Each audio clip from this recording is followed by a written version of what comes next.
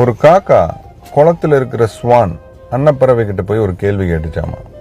நீங்கள் தான் உலகத்திலேயே ஹாப்பியான பேர்டு, உங்களோட ஃபீலிங் எப்படி இருக்குன்னு சொல்லுங்க. நிறைய பேர் உங்களுக்கு ஃபேமிலியோடு வந்து ஃபுட்டு கொடுக்குறாங்க, என்ன எல்லாருமே விரட்டி விடுவாங்க, அந்த ஃபீலிங் எப்படி இருக்குன்னு சொல்லுங்க, நான் தெரிஞ்சுக்கணும் அப்படின்னு கேட்டுதாமா. அதுக்கு அந்த ஸ்வான் சொல்லிச்சாமா, நான் ஹாப்பியான பேர்டு இல்லை, எனக்கு எல்லாருமே ஃபுட்டு தூக்கி எறிவாங்க.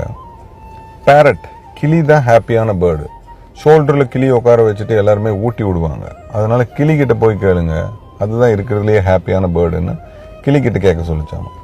ஸோ இந்த காக்கா கிளிக்கிட்ட போய் கேட்குது, நீங்கள் சொல்லுங்கள், நீங்கள் தான் ஹாப்பியான பேர்டுன்னு நான் கேள்விப்பட்டேன், எப்படி இருக்குது அந்த ஃபீலிங் அப்படின்னு கேட்டுதான். அதுக்கு அந்த கிளி சொல்லிச்சாமா, நான் ஹாப்பியான பேர்டு இல்லை, பக்கத்தில் ஜூவில் நான் மயிலை பார்த்துருக்கேன், மயில் தான் இருக்கிறதுலே ஹாப்பியான பேர்டு, அது தோகையை விரித்து ஆடுற வரைக்கும் எல்லாரும் வெயிட் பண்ணி ஃபோட்டோலாம் எடுக்கிறாங்க, அதுக்கிட்ட கேட்டு பாருங்க அப்படின்னு சொல்லிச்சோம்.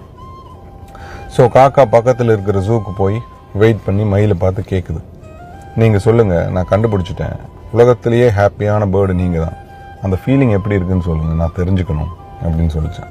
அதுக்கு அந்த மயில் சொல்லிச்சாமா, என்னை பொறுத்த வரைக்கும் நீங்கள் தான் ஹாப்பியான பேர்டு, ஏன்னா நான் உள்ளுக்குள்ளே இருக்கேன், நான் வெளியே பார்க்கும்போது உங்களை யாருமே தொந்தரவு பண்ணுறதில்ல, யாரும் பிடிச்சி கூண்டுல வைக்கிறது இல்லை, வேணுங்கிறத சாப்பிட்றீங்க, வேணுங்கிற இடத்துக்கு போகிறீங்க, நீங்கள் தான் ஹாப்பியான பேர்டு, நீங்கள் சொல்லுங்கள் அந்த ஃபீலிங் எப்படி இருக்குன்னு மயில் திருப்பி அந்த கேள்வியே காக்கா கிட்ட கேட்டுச்சோம்.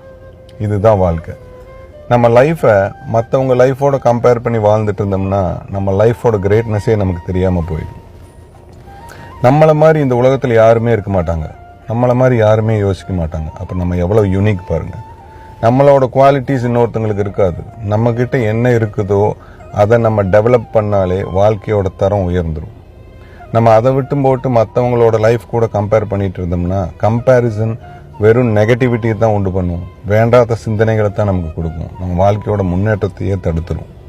ஸோ கம்பேர் பண்ணாமல் வாழலாம், நம்மக்கிட்ட என்ன இருக்கோ அதை டெவலப் பண்ணணும்னு யோசிக்கலாம், வாழ்க்கையோட தரம் கண்டிப்பாக உயரும்.